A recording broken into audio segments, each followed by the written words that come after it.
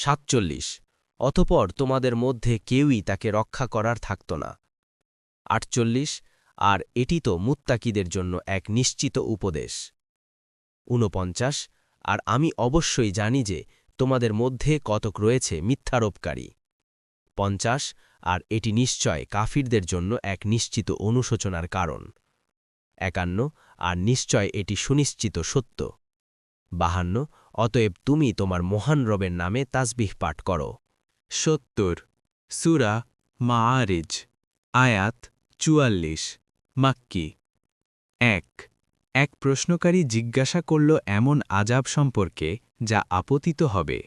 2 কাফেরদের উপর যার কোনো প্রতিরোধকারী নেই। 3 ঊর্ধ্বারোহণের সোপানসমূহের অধিকারী আল্লাহর পক্ষ থেকে।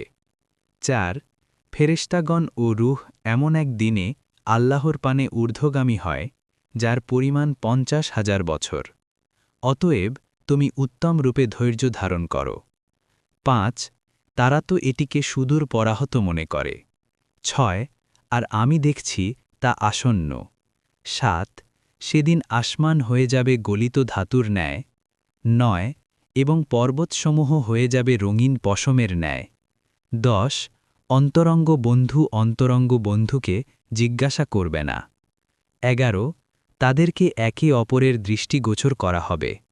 অপরাধী চাইবে যদি সে সেদিনের শাস্তি থেকে তার সন্ততিকে পণ হিসেবে দিয়ে মুক্তি পেটে।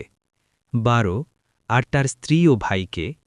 13 আর তার জ্ঞাতি গোষ্ঠীকে যারা তাকে আশ্রয় দিত।